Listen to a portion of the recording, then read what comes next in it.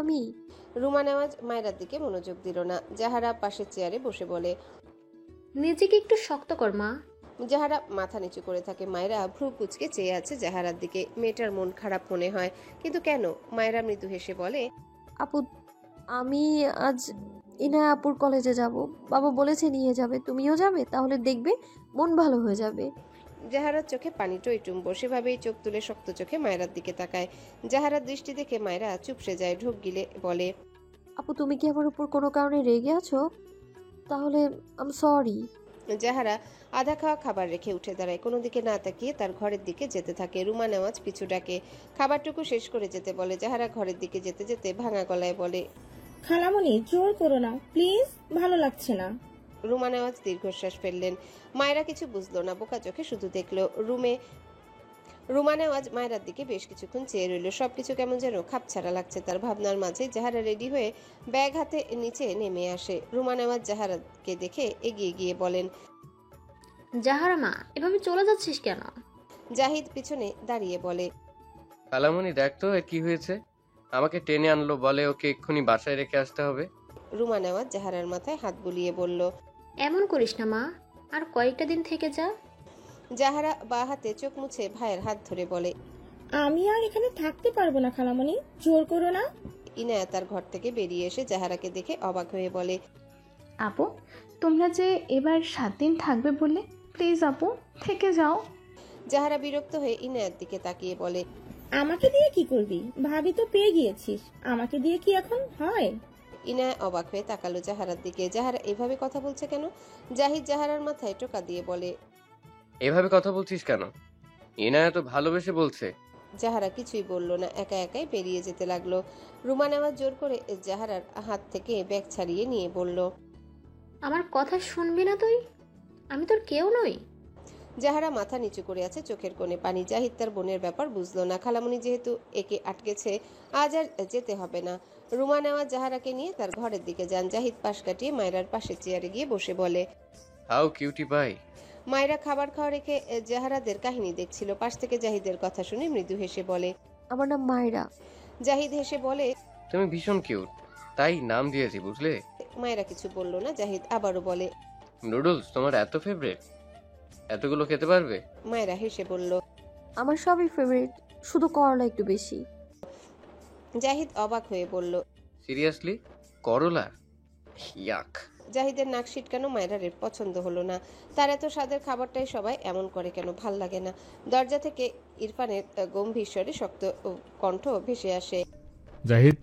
মায়েরা, জাহিদ, ইনা তিনজনের দরজার দিকে তাকায়। জাহিদ ঢোক গিলে কাল সারাদিন কাপড় আয়রনের দোকানে কেটেছে, আজ আবার কি? মায়েরা বিরক্ত হয়ে তাকিয়ে আছে ইরফানের দিকে। এই লোক তো চলে গেল, আবার কোথা থেকে উদয় হলো? জাহিদ হেসে বলে, হ্যাঁ ইরফান ভাই বলো। এসো। জাহিদ কাঁদো কাঁদো মুখ করে বলে। কোথায়? ইরফান মায়েরার দিকে তীক্ষ্ণ চোখে তাকায়, মনে হচ্ছে আসবে আর টুপ করে মায়েরাকে গিলে খাবে। মায়েরা ভীত চোখে ইরফানের দিকে চেয়ে আছে। সে কি করেছে? এই লোক এভাবে তাকিয়ে আছে কেন? মাথা নিচু করে নিজের দিকে তাকালো। এক পা ভাঁজ করে চেয়ারের উপর উঠিয়ে আরেক পা ঝুলিয়ে বসেছে। ইরফানের দিকে তাকিয়ে পা নামিয়ে সুন্দর মতো ভদ্রভাবে বসলো। ঠিকঠাক হয়ে বসার সময় জাহিদের গায়ের সাথে ঘা লাগে। মায়েরা জাহিদের দিকে তাকিয়ে অপ্রস্তুত হয়ে বলে, সরি ভাইয়া। জাহিদ মৃদু হেসে বলে, ইটস ওকে কিউটি পাই। মায়েরা ইরফানের দিকে তাকালে দেখলো ইরফান ক্ষোভের দৃষ্টিতে তার দিকে চেয়ে দ্রুত পায়ে এদিকে আসছে। মায়েরা ভয়ে দ্রুত চেয়ার থেকে উঠে দাঁড়ায়। তার মনে হচ্ছে ইরফান তাকে তুলে আছাড় মারতেই এদিকে আসছে। গতি দেখে তো তাই মনে হচ্ছে। মায়েরা দৌড়ে জাহিদের পিছনে গিয়ে দাঁড়িয়ে বলে, আমাকে বাঁচাও কেউ। জাহিদ আর ইনা বুঝলো না মায়েরার কাণ্ড। তার ভাই বা এভাবে আসছে কেন? ইরফান চোখের পলকে মায়েরার কাছে আসে। মায়েরা নিচু হয়ে টেবিলের নিচে ঢুকতে গেলে ইরফান মায়েরার হাত শক্ত হাতে চেপে ধরে। মায়েরা কাচুমাচু হয়ে অসহায় চোখে ইরফানের দিকে তাকায়, কাঁদো কাঁদো মুখ করে বলে, দেখুন, আমি তো বলেছি আপনার চুল আর কাটবো না, ছেড়ে দিন আমায় প্লিজ। ইরফান রেগে বলে। আচ্ছা। মায়েরার মনে পড়ে সে লাস্ট বলেছিল কেটেই ছাড়বে। ভাবনার মাঝে ইরফান মায়েরাকে টেনে নিয়ে যেতে থাকে মায়েরার ঘরের দিকে। মায়েরা এক প্রকার দৌড়াচ্ছে, হাত ছাড়ানোর চেষ্টা করে আর বলতে থাকে, ইনায়া জাহিদ কিছুই বুঝলো না। পেছন থেকে জাহিদ বলে, ইরফান ভাই কি করছো? ছাড়ো কিউটি পাইকে, ব্যথা পাচ্ছে তো। ইরফান সাথে সাথে উল্টো ঘুরে জ্বলন্ত চোখ জাহিদের দিকে তাকায়। জাহিদ ইরফানের অমন চাহনি দেখে আমতা আমতা করে বলে, না মানে নিয়ে যাও, তোমারই তো বউ, নিয়ে যাও।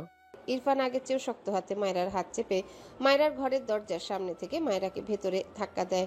মায়রা কয়েক পা পিছিয়ে যায়। হাতটা উল্টে পাল্টে দেখে লাল হয়ে গিয়েছে। অপর হাতটায় একটু বুলালো।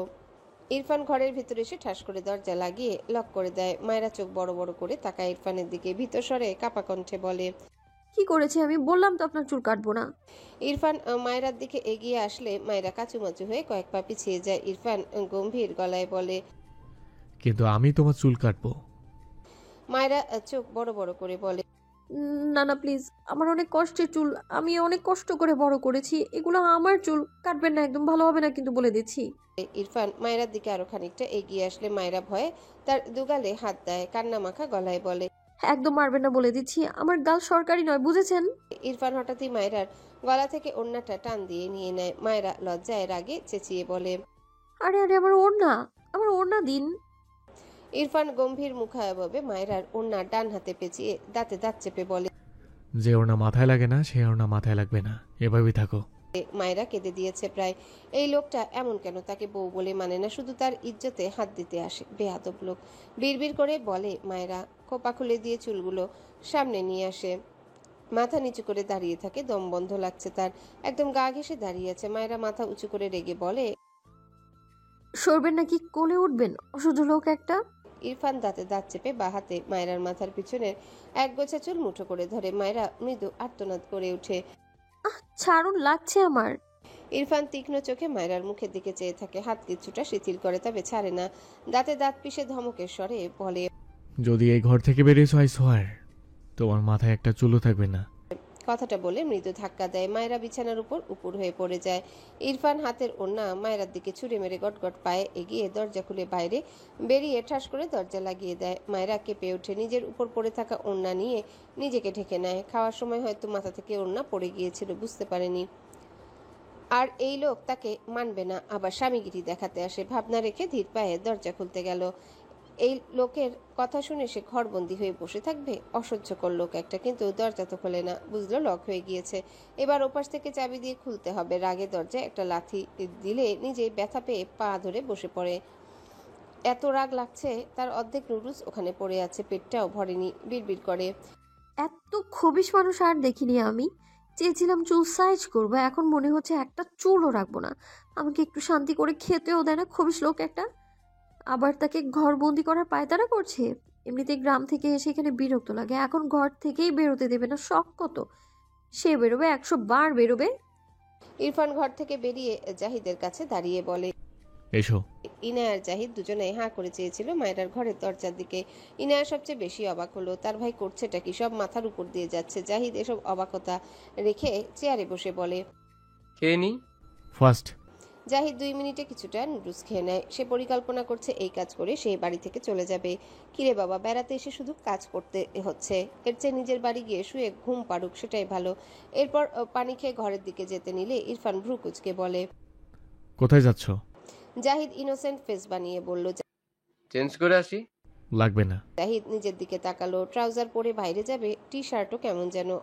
অতঃপর জিজ্ঞাসা করে, আজ কি কাজ করতে হবে? বাগান ক্লিন। জাহিদ চোখ বড় বড় করে বলে, কি লেবার হব আমি?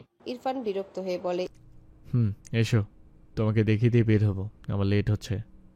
ইনায়া তার ভাইয়ের দিকে চেয়ে আছে। হয়েছেটা কি ইরফানের? ইনায়া বুঝলো না। গতকাল নাকি সব প্যান্ট শার্ট জাহিদ ভাই বেচারাকে দিয়ে আয়রন করিয়ে এনেছে, আজ সোজা লেবার। জাহিদের পা ছুড়িয়ে কাঁদতে ইচ্ছা করছে। বড় ভাইয়ের মুখের উপর নাও করা যায় না। জাহিদ একটু ভেবে বলল, আমার হাতে লেবার আছে ইরফান ভাই, কল করলে 2 মিনিটে চলে আসবে, তুমি নিশ্চিন্তে যাও। ইরফান জাহিদের হাত টেনে বাইরে যেতে যেতে বলল, তোমার হাতেই বাগান ক্লিন করতে ইচ্ছে করছে, ওরা কাজে ফাঁকি দেয়, তুমি দিবে না। জাহিদ মনে মনে সিদ্ধান্ত নিল এই বাগান ক্লিন করে সে আর এই বাড়িতে ঢুকবে না। এই দিক দিয়ে সোজা তার বাড়িতে চলে যাবে। এসব কি হচ্ছে তার সাথে? আমতা আমতা করে বলল, বলছি ইরফান ভাই, রহমত চাচা তো কাজে ফাঁকি দেয় না, তাকি দিয়ে করালে হয় না? ইরফান জাহিদের দিকে তাকিয়ে গম্ভীর গলায় বলে। তোমার হাতে ছো আমার বাগানে থাকুক, আমি সেটাই চাইছি গো। জাহিদ এত অদ্ভুতভাবে তাকালো ইরফানের দিকে, সেই দৃষ্টির মানে এই দুনিয়ার কেউ বোধহয় বুঝবে না। দৃষ্টি ঘুরিয়ে নিজের হাত উঠিয়ে একবার দেখলো তার হাতে কি কোনোভাবে হীরা অথবা সোনা লেগে আছে। ইরফান উল্টো ঘুরে তার গাড়ির দিকে যেতে যেতে আবারও গম্ভীর গলায় বলে। ভুলেও কাজে ফাঁকি দিয়ে বাড়ির ভেতরে যাও ট্রাই করো না, সব খবর থাকে আমার কাছে। আমার কথার এদিকে দেখালে পানিশমেন্ট পাবে, নিজের বাড়িতে গিয়ে লুকে থাকলেও। জাহিদ সিদ্ধান্ত নিয়ে নিয়েছে সেই কাজ করে, এভাবে ফকির কামলা যাই লাগুক সে বেশ সেই সোজা তার বাড়ি চলে যাবে। আর এখানে নয়, ইরফান ভাইয়ের কিছু হয়েছে যা শিকার সে হচ্ছে, আগে তো কখনো এমন করেনি। যাই হোক, জাহিদ বিড়বিড় করলো। কাজ শেষে আর এক মুহূর্ত এখানে নয়, আমার বাড়ি আমারে সেটাই যাহিতে কয়, যেখানে কাজবিহীন শুধু আরাম বিরাম রয়। কাজের বিরহে কবিতা বলার বৃথার চেষ্টা করলো ছেলেটা। ইনায়া হাতে একটা ছোট্ট চিরকুট নিয়ে থম মেরে বসে আছে, বারবার ঢোক গিলছে। সে জানে এটা কে দিয়েছে। এই লোক হঠাৎ কোথা থেকে উদয় হলো, চিন্তায় তার মাথা ফেটে যাচ্ছে।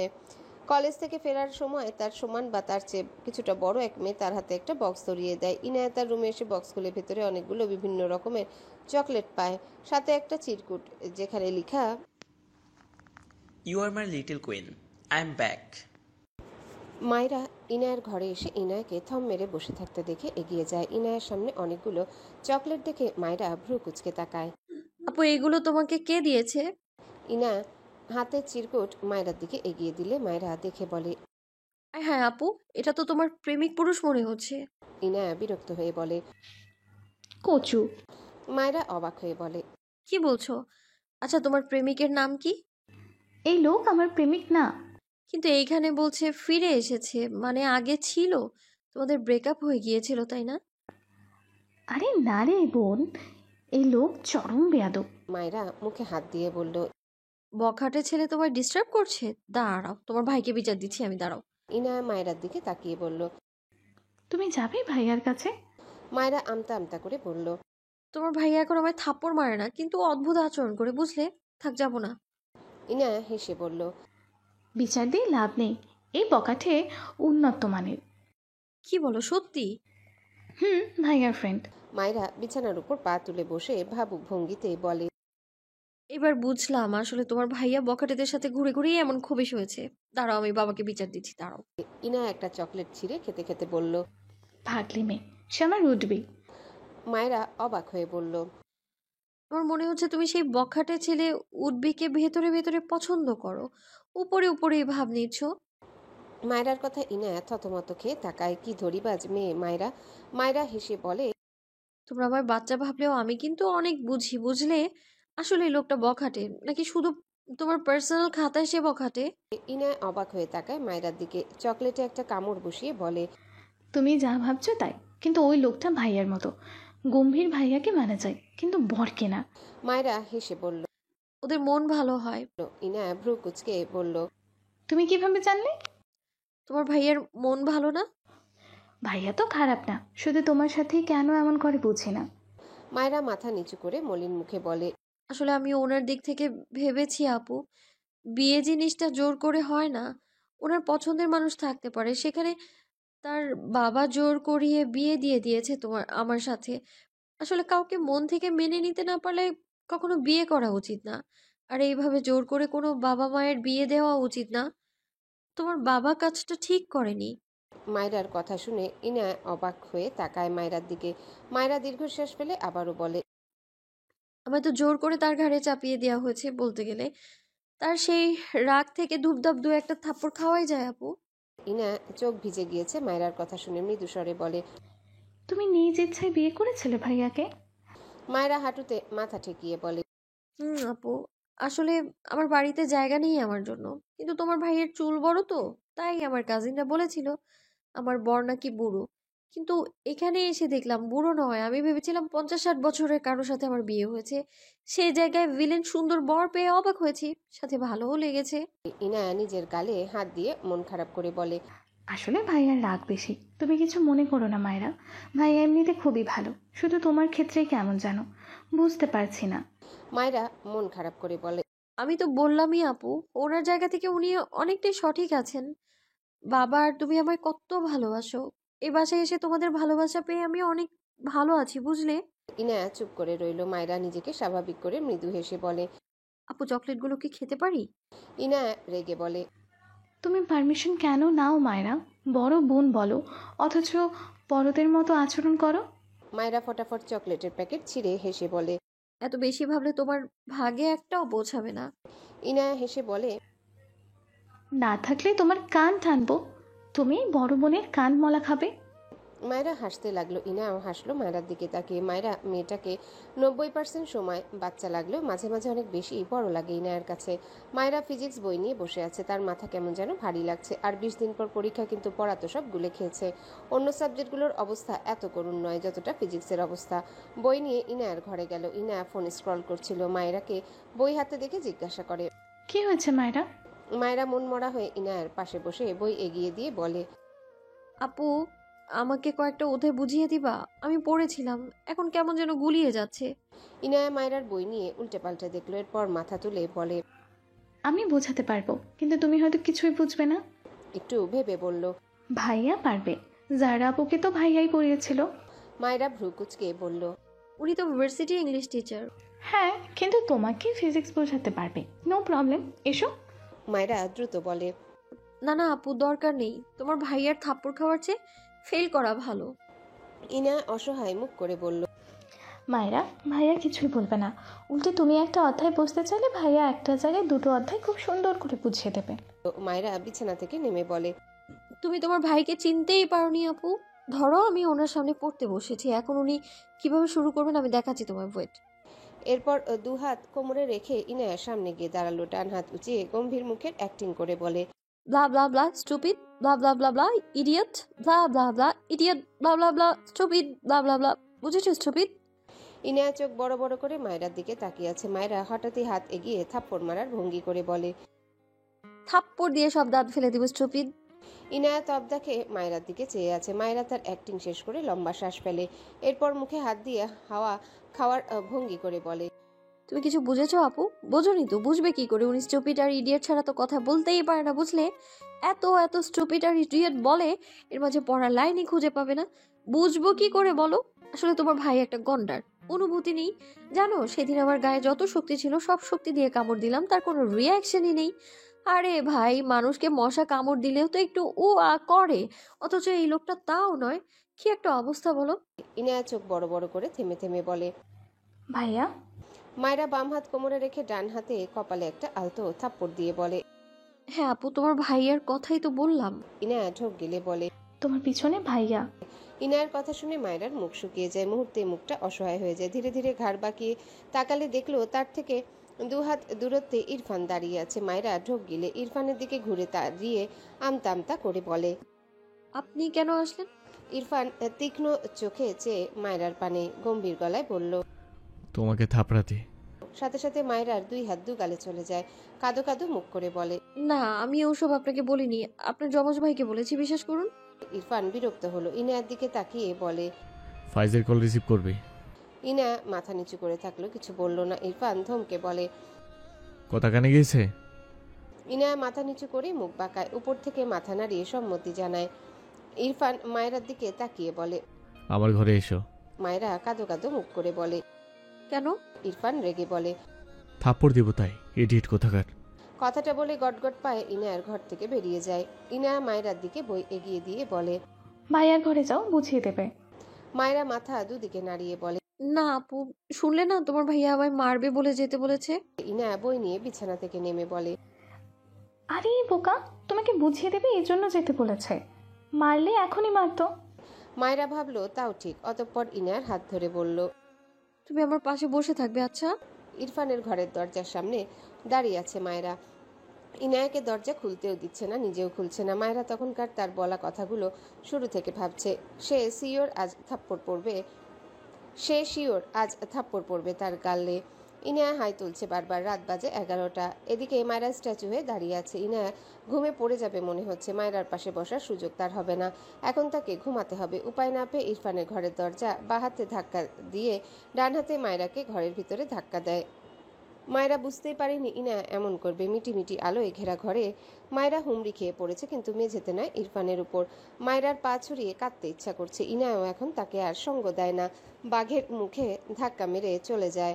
ইরফান গম্ভীর গলায় শক্ত কণ্ঠে বলে, সারা রাত এভাবে থাকার ইচ্ছা নিয়ে এসেছে, স্টুপিড। মায়েরা দ্রুত ইরফানের থেকে দূরে সরে দাঁড়ায়। ইরফানের পরনে শার্ট নেই। মায়েরা এদিক ওদিক তাকিয়ে বলে, আপনার জামা কাপড় নেই? ইরফান কফির মগে চুমুক দেয়, কিছু বলে না। মায়রার মনে হলো সে ফেল করবে। একবার ফেল করলে কিছু হবে না, এই গন্ডারের কাছে পড়ার ইচ্ছে নেই। উল্টে ঘুরে যেতে নিলে ইরফান তার আগে এগিয়ে গিয়ে তার ঘরের দরজা লক করে দেয়। মায়রা থতমত খেয়ে তাকায়। ইরফান ঘরের বড় লাইট জ্বালিয়ে সোফায় বসে সামনের টেবিলে কফির মগ রেখে বলে। কাম। মায়রা এগিয়ে গেল, সোফার ছোট টুলে বসে ইরফানের দিকে বই এগিয়ে দিয়ে কোমরে ডান হাত দিয়ে বলল। আপনি শার্ট পরুন, নয়তো আমি আপনার কাছে পরবো না। ইরফান মায়রার কথা পাত্তা দিল না। বই উল্টে পাল্টে দেখে রেগে বলে। জীবনে বই খুলেছিলে? মায়রা আমতা আমতা করে বলে, হ্যাঁ আমি পড়েছি, শুধু দাগাইনি, এর পেছনে একটা মহৎ কারণ আছে, আর সেটা হলো বইটা অনেক কষ্ট করে ছাপিয়েছে মানুষ। আমি তাদের কষ্ট করে করা কাজকে সম্মান করতেই বই নতুন রেখেছি, বুঝলেন? একটাও দাগ লাগতে দিইনি। ইরফান বিরক্ত হয়ে মায়রার দিকে তাকিয়ে দাঁতে দাঁত চেপে ধমকের স্বরে বলে। থাপ্পড় দিয়ে সব দাঁত ফেলে দেবো, স্টুপিড। এক্সাম 2 সপ্তাহ পর, আর তুমি ফাজলামো করছো এখানে। ইরফানের ধমকে মায়রা কেঁপে ওঠে। এদিক ওদিক তাকিয়ে কিছু একটা ভেবে বলে। কখনো শুনেছেন কোনো টিচার তার স্টুডেন্টকে খালি গায়ে পড়ায়? আপনিও তো পড়ানোর নাম করে খালি গায়ে বসে আমার দাঁত ফেলে দিতে চেয়ে ফাজলামো করছেন। ইরফান রাগে হাতের বই ছুঁড়ে মারল। মায়রা ভয় পেয়ে বসা থেকে দাঁড়িয়ে যায়। ইরফান চোখ বুজে কয়েকবার শ্বাস নিল, বা হাতে ঘাড় ডলে খানিক চুপ করে রইল। এরপর চোখ খুলে শক্ত কণ্ঠে বলে। সেট। মায়েরা ঢোক গিলে আবারও আগের জায়গায় বসে মুখে হাত দিয়ে আছে। কথা বলা যাবে না, সে মুখ খুললে যে ব্রেক থাকে না। ইরফান একটা জেল পেন নেয়, সাথে একটা খাতা মেলে মায়রাকে ইম্পর্টেন্ট চ্যাপ্টারের মৌলিক ব্যাপারগুলো থেকে বোঝাতে শুরু করলো। মায়রা ভীষণ মনোযোগী হয়ে শুনছে, বোঝার ফাঁকে ফাঁকে ইরফানের দিকে তাকায়। ইরফান ভীষণ সিরিয়াসভাবে বোঝাচ্ছে। মায়রা আড়ালে একটু হাসে, ইরফানের দিকে তাকিয়ে বিড়বিড় করে। বুড়ো জামাই থেকে ভিলেন জামাই, মূর্খ থেকে চরম লেভেলের ব্রিলিয়ান্ট জামাই বের হয়ে আসলো। হায় হায়, আমার তো কপাল খুলে গেল রে। সে সময় ইরফান মায়রার দিকে ভ্রু কুচকে তাকায়। মায়রাকে একা একা বিড়বিড় করতে দেখে রেগে বোম হয়ে যায়। এই ইডিয়েটকে সে বুঝাচ্ছে, আর এ একা একা কথা বলছে। ধমকে বলে ওঠে। What happen? মায়রা থতমত খেয়ে বুকে থুতু দিয়ে বলে। কিছু না কিছু না। ইরফান আড়াআড়িভাবে দুই হাত গুজে গম্ভীর গলায় বলে। বোঝাও। মায়রা অসহায় মুখ করে খাতার দিকে তাকায়। একটুর জন্য মনোযোগ দেয়নি, তাতেই লোকটা ধরে নিল। বাকি 2 ঘন্টা যে মনোযোগ দিল। ইরফান রেগে বলে। কিছু বলেছি আমি? মায়রা খাতার দিকে তাকায়। বর্তনীর অধ্যায় এটা। সিরিজ সার্কিট আর প্যারালাল সার্কিটের আঁকাবাঁকা চিত্র। মায়রা তো এসব ভুলে গিয়েছিল বলেই এসেছিল, কিন্তু এই জায়গায় এসে মনোযোগটা বিচ্ছিন্ন হয়ে গেল। মাথা তুলে ইরফানের দিকে তাকায়। ইরফান তীক্ষ্ণ চোখে মায়রার দিকেই চেয়ে। মায়রা জিভ দিয়ে ঠোঁট ভিজিয়ে বলে উঠল। বিসমিল্লাহ। ইরফান ভ্রু কুচকে বলল। হোয়াট? মায়রা মেকি হেসে বলে। প্রিপারেশন নিলাম। শুনুন, আমি আপনাকে বোঝাচ্ছি। প্যারালাল মানে হলো গম্ভীর, রাগী, বদমেজাজি, লালিত চোখজোড়ার এক টিচার তার স্টুডেন্টকে প্রতিনিয়ত বলতে থাকবে, স্টুপিড, ইডিয়েট, থাপ্পড় দিয়ে দাঁত ফেলে দেব। এভাবেই সেই লাল টিচার স্টুডেন্টকে প্যারা দিতে থাকবে। এটাই হলো প্যারালাল। কথাটা বলে ইরফানের দিকে তাকালে দেখলো সত্যি সত্যি ইরফানের চোখ লাল হয়ে গিয়েছে। মায়রা ঢোক গিলল, আমতা আমতা করে বলে। উদাহরণস্বরূপ, আপনি লালিত চোখের অধিকারী টিচার, আর আমি সেই অসহায় প্যারাময় স্টুডেন্ট। ইরফান ডান হাত মুষ্টিবদ্ধ করে রেখেছে, চোখ মুখ অস্বাভাবিক শক্ত। মায়রা আবারও আমতা আমতা করে বলল। আমি জানি আমার সংজ্ঞা ভুল, কিন্তু আমি তো যৌক্তিক কথা বলেছি, আর বিজ্ঞান মানেই তো যুক্তি। যুক্তি ছাড়া বিজ্ঞান কথা বলে না। আমিও বলিনি। ইরফান রাগে চিৎকার করে বলে। What? What the hell are you? কথাটা বলে টেবিলের উপর একটা পাঞ্চ মারে। মায়রা কেঁপে ওঠে, দ্রুত বসা থেকে দাঁড়িয়ে যায়। ইরফান রাগে মাথার চুল টেনে ধরলো, আর নিতে পারছে না এই বাচালকে। মায়রা বুঝেছে তার মুখের ব্রেক ভেঙে অনেক কিছু বলে ফেলেছে, আর এখানে থাকা যাবে না। পা টিপে টিপে দরজার কাছে যায়, কিন্তু দরজা খুলতে পারছে না। ইরফান বসা থেকে দাঁড়িয়ে মায়রার পিছনে গিয়ে দাঁড়ায়। মায়রা বুঝতে পেরে দরজার সাথে লেগে যায়। ইরফান ঝটকা মেরে মায়রাকে তার দিকে ফেরায়। মায়রার চোখে পানি জমে গিয়েছে। ইরফানের রাগ দেখে মেয়েটা এত ভয় পাচ্ছে, না জানি তাকে কি করবে। মায়রা ইরফানের লাল চোখ দেখে আবারও চোখ সরিয়ে নেয়। ইরফান কিছুই বলল না, মায়রার হাত ধরে টেনে এনে জোর করে সোফায় বসালো। এরপর মায়রার গা ঘেঁষে সেও বসলো। টেবিলের উপর থেকে স্কচ টেপ নিয়ে খুবই শান্তভাবে মায়রার মুখে লাগিয়ে দিল। মায়রা বাধা দিতে চায়। ইরফান মায়রার দুই হাত পিছনে নিয়ে তার বা হাত দিয়ে শক্ত করে ধরে রাখে। মায়রা ঘাড় বাঁকিয়ে চোখ বড় বড় করে তাকিয়ে থাকে ইরফানের দিকে। ইরফান ডান হাতে খাতা এগিয়ে আনে, জেল পেন তুলে নিয়ে শান্ত স্বরে বলে, সব কমপ্লিট করে তবেই ঘরে বাইরে পা রাখবে। That's final. মায়রা অবাক হয়ে চেয়ে থাকে। ইরফানের বাঁ পাশে বসায় মাথা তুললে ইরফানের মুখের বাঁ পাশটায় তার চোখ পড়ে। ইরফান ঘাড় বাঁকিয়ে মায়রার দিকে তাকিয়ে রেগে বলে, আমার মুখে বোঝাচ্ছে স্টুপিড। মায়রা চোখ সরিয়ে নেয়। তার চোখে জমানো অশ্রু গাল বেয়ে গড়িয়ে পড়ে। ইরফান দীর্ঘশ্বাস ফেলে মায়রার মুখ থেকে স্কচ টেপ খুলে দেয়, তবে হাত ছাড়ে না। মায়রাও আর কথা বলে না, দৃষ্টি খাতার পানে রাখে। ইরফান চুপচাপ বোঝানো শুরু করে। ভার্সিটি ক্লাস শেষে ফারহা ক্লাসরুম থেকে বাইরে বেরিয়ে আসে। কিছু দূর হাঁটলে ইরফানের সঙ্গে দেখা হলে ইরফানকে সালাম দেয়। ইরফান উল্টো ঘুরে ফারাকে দেখে সালামের উত্তর নেয়, অতঃপর বলে, ফাইজ কোথায়? ফারা মাথা নাড়িয়ে বলে, ভাইয়া আমাকে নিতে আসার কথা, কিছু বলবেন? ইরফান পকেটে হাত রেখে বলে, আমার কল রিসিভ করছে না, ওকে বলবে ফোন চেক করতে। ফারা মাথা নাড়িয়ে সম্মতি দিয়ে বলে, জি আচ্ছা ভাইয়া। এই বলে এগিয়ে যায়। রাস্তার পাশে দাঁড়িয়ে থাকে বেশ কিছুক্ষণ, কিন্তু তার ভাইকে দেখে না, বিরক্ত হয়। তার পাশে ক্লাসের একটা মেয়ে এসে দাঁড়ায়। কার জন্য অপেক্ষা করছো? ফারা রাস্তার দিকে তাকিয়ে বলে, ভাইয়া। কথাটা বলতেই কয়েক হাত দূরত্ব থেকে শুদ্ধ ডাকে, এই যে মেয়ে, এসো। ফারা বিরক্ত হয়ে শুদ্ধর দিকে তাকিয়ে চোখ সরিয়ে নেয়। সাথে সাথে তার পাশের মেয়েটা অবাক হয়ে বলে, এটা তো আমাদের স্যার, তোমাকে ডাকছে কেন? আমার ভাই হয় তাই। এরপর ফারা হাত নেড়ে বলে, আসছি, বাই। ততক্ষণে শুদ্ধ ফারাদের অনেকটাই কাছে এসে দাঁড়িয়েছে। ফারার পাশের মেয়েটা শুদ্ধকে সালাম দিয়ে পাশ কাটিয়ে চলে যায়। শুদ্ধ ভ্রু কুঁচকে বলে, লেট করছো কেন? ফারা মাথা নিচু করেই বলল, কেন ডাকছেন? শুদ্ধ ফারার দিকে আরেকটু এগিয়ে এসে বলে, চোখের দিকে তাকিয়ে কথা বলতে হয়, এটা ভদ্রতা। ফারা মাথা নিচু করেই বলে, মানুষকে অকারণে ব্লেম না করে দেওয়াটা ভদ্রতা। শুদ্ধ ঠোঁট বাঁকিয়ে একটু হাসলো। গতকাল ইরফানের উপর বিরক্ত হয়ে মেয়েকে একটু তেরা কথা বলেছে, অমনি আর তাকাচ্ছে না। গলা ঝেড়ে গম্ভীর গলায় বলল, শোনো, আমি তোমার টিচার, তাই আমার ভুল না ধরে নিজের ভুল শুধরাও। এবার ফারা মাথা তুলে রেগে তাকায় শুদ্ধর দিকে। শুদ্ধ ফারার দিকে চেয়ে আছে। ফারা রেগে বলে, সেটা ভার্সিটির গণ্ডিতে, এইখানে নয়। আপনি জানতো আমায় বিরক্ত করছেন কেন? শুদ্ধ রাগান্বিত স্বরে বলে, থাপ্পড় খাবে মেয়ে, উঁচু গলা আমার পছন্দ নয়। ফারা মাথা নিচু করে নেয়। শুদ্ধ মৃদু স্বরে বলে, গাড়িতে গিয়ে বসো। ভাইয়া আসবে। আসবে না, নিষেধ করে দিয়েছি, তুমি আমার সাথে যাবে। ফারা ভীষণ রেগে যায়। আবারও মাথা তুলে দাঁতে দাঁত চেপে বলে, আমি আপনার সাথে যাব না। তোমাকে আমার সাথে যেতে হবে। ফারা আবারও রেগে বলে, আমি জীবনেও আপনার সাথে যাব না। শুদ্ধর মেজাজ বিগড়ে যায়। ফারার হাত ধরে শক্ত করে। ফারা অবাক হয়ে বলে, আরে আমার হাত ছাড়ুন। শুদ্ধ শুনল না, পায়ের গতি বাড়িয়ে গাড়ির দিকে এগিয়ে যায়। ড্রাইভিং সিটের পাশের দরজা খুলে বলে, উঠে বসো। ফারা শক্ত হয়ে দাঁড়িয়ে থাকে। শুদ্ধ রেগে শক্ত কণ্ঠে বলে, পারহা, আমার ধৈর্য পরীক্ষা নিও না, থাপ্পড় খেতে না চাইলে চুপচাপ বসো। ফারার চোখ টলমল করে উঠে শব্দ করে গাড়িতে উঠে বসে। শুদ্ধ দীর্ঘশ্বাস ফেলে ড্রাইভিং সিটে গিয়ে বসে, আর চোখে একবার ফারার দিকে তাকায়। এরপর গাড়ি স্টার্ট দেয়। কিছু দূর গিয়ে হঠাৎই শুদ্ধ আবেগী স্বরে বলে ওঠে, মেয়ে, যার ভেতরে পড়ে সেই বোঝে, যে পোড়ায় সে বোকা সাজে। ফারা চোখ বুজে আছে। শুদ্ধ গাড়ির স্পিড বাড়ায়। ঠোঁটের কোণে মৃদু হাসির রেখা। লং ড্রাইভে যেতে চাইছো? শুদ্ধর কথা শুনে ফারা চোখ মেলে তাকায়। শুদ্ধ স্টিয়ারিং এ ডান হাত রেখে ফারার দিকে তাকিয়ে বলে, আমার বউয়ের হকের আবারও বাগ বসাতে চাইছো?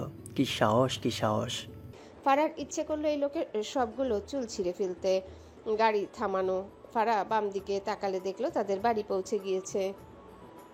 শুদ্ধর দিকে তাকালোই না, দ্রুত গাড়ি থেকে নেমে দাঁড়ালো। শুদ্ধ কিছু বলল না। ফারা তার বাড়ির দিকে এগিয়ে যায়। শুদ্ধ সিটে মাথা এলিয়ে চোখ বুজে শব্দ করে গেয়ে ওঠে, পাখি আমার নিঠুর বড় মন বোঝে না, আমার ভাঙা খাঁচা পড়ে আছে সে তো আসে না, পোড়া মনে ভালোবাসা বাসা বাঁধে না, পোড়া মনে ভালোবাসা বাসা বাঁধে না। ফারার চোখ থেকে পানি গড়িয়ে পড়ে। বা হাতে সে পানি মুছে নেয়, পায়ের গতি বাড়ায়। একসময় দৌড়ে চলে যায় বাসার ভিতর। পিছন থেকে মৃদু সুরে কণ্ঠ ভেসে আসে, পোড়া মনে ভালোবাসা বাসা বাঁধে না। শুদ্ধ শুদ্ধ ইরফানের সাথে দাঁড়িয়ে কথা বলছিল ভার্সিটি প্রাঙ্গণে। নিজের খালাতো বোনকে এই ভার্সিটিতে দেখে অবাক হয় শুদ্ধ। এগিয়ে গিয়ে বলে, আরে আপু, তুমি এখানে? মিশকা মৃদু হেসে বলে, এই পথ দিয়েই যাচ্ছিলাম, ভাবলাম তোমার সাথে দেখা করেই যাই। সামনের ক্যাফেতে চলো, গিয়ে বসি। মিশকা হেসে বলল, আচ্ছা চলো। শুদ্ধ পিছু ফিরে বলে, ইরফান আয়। ইরফান অফিস রুমের দিকে যেতে যেতে বলে, তোরা যা। শুদ্ধ মিশকা একটা ক্যাফেতে বসেছে। শুদ্ধ মিশকাকে অর্ডার করার কথা বললে মিশকা নিজে 2 কাপ কফি অর্ডার করে। মিশকা আশেপাশে তাকিয়ে নিজেকে সামলে ডাকে, শুদ্ধ। শুদ্ধ ফোন স্ক্রল করছিল। খালাতো বোনের ডাকে চোখ তুলে তাকিয়ে মৃদু হেসে বলে, জি আপু। মিশকা 2 হাত জমা করে চোখ বুজে বলে, আমি তোমাকে ভালোবাসি শুদ্ধ। শুদ্ধর মুখে হাসি লেপটেছিল, কিন্তু খালাতো ও বড় বোনের থেকে এমন কথা শুনে হাসি মিলিয়ে মুখ জুড়ে অবাকতা ভর করে। মিশকা শুদ্ধর দিকে তাকালে শুদ্ধ নিজেকে সামলে বলে, হ্যালো বন্ধুরা, পরবর্তী পার্ট খুব তাড়াতাড়ি আসবে, তো সবাই অপেক্ষায় থাকো। আর চ্যানেলটি যারা এখনো সাবস্ক্রাইব করোনি তারা পরবর্তী পার্ট দেখার জন্য চ্যানেলটি সাবস্ক্রাইব করে রেখো। ধন্যবাদ সবাইকে, আমাদের সাথেই থেকো।